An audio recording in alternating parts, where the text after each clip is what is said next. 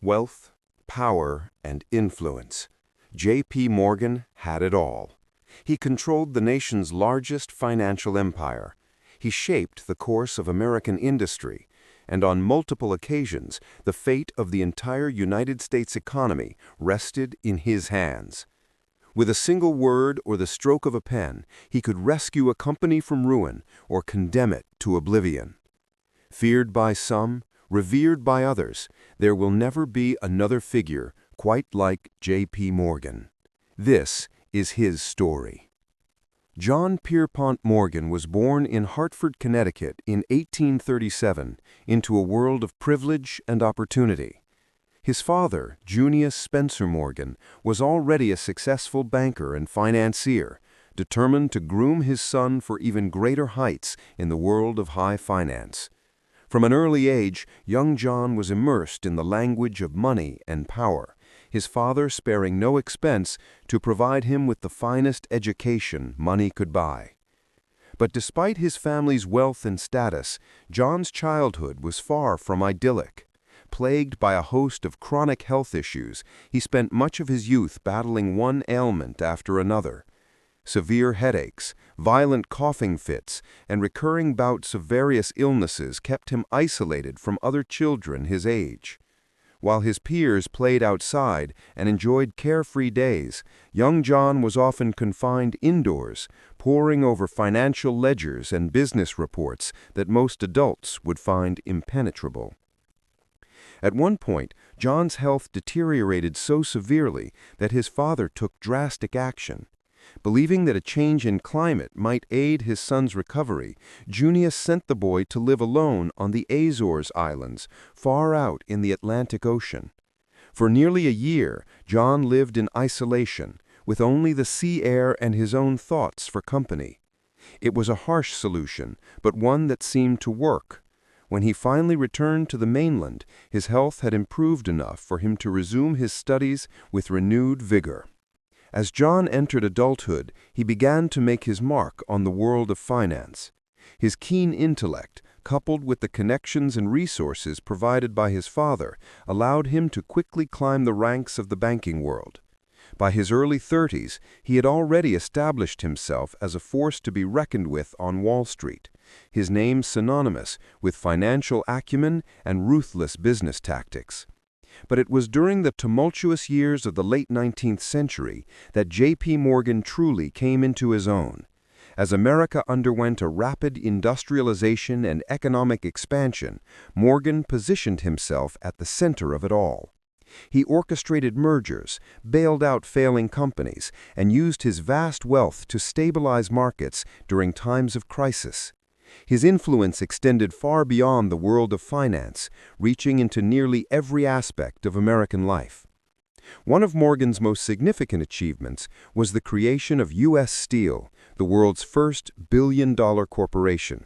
By consolidating numerous smaller steel companies under a single umbrella, Morgan not only revolutionized the industry, but also set a new standard for corporate scale and power. This move cemented his reputation as a titan of industry, capable of reshaping entire sections of the economy to suit his vision. But Morgan's influence wasn't limited to the private sector. On multiple occasions, he was called upon to intervene in national financial crises, effectively acting as a one-man central bank before the Federal Reserve System was established. During the Panic of 1893, Morgan single-handedly organized a syndicate of bankers to purchase government bonds, preventing the U.S. Treasury from defaulting on its obligations. A decade later, during the Panic of 1907, he again stepped in to stabilize the markets, using his personal fortune and reputation to restore confidence in the financial system. These actions earned Morgan both praise and criticism. To his admirers, he was a financial savior, a man whose expertise and resources could be relied upon to steer the nation through its darkest economic hours. To his detractors, however, he represented the dangers of unchecked corporate power, a man whose personal interests could sway the fortunes of an entire nation. Morgan's influence extended into politics as well. Though he never held public office, his connections and financial clout made him a powerful behind-the-scenes player in Washington. Presidents and senators sought his counsel on economic matters, and his support could make or break major policy initiatives.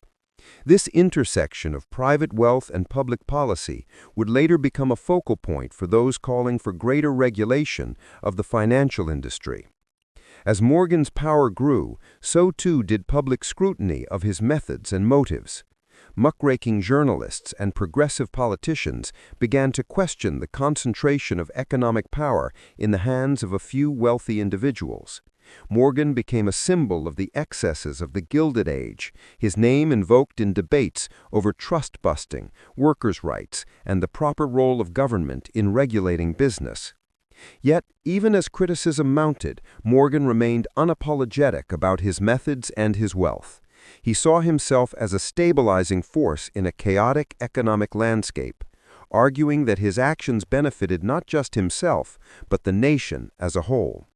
When called to testify before a congressional committee investigating the Money Trust in 1912, Morgan famously declared, "I do not believe that the way to produce good in this world is to be constantly attacking people who have achieved success."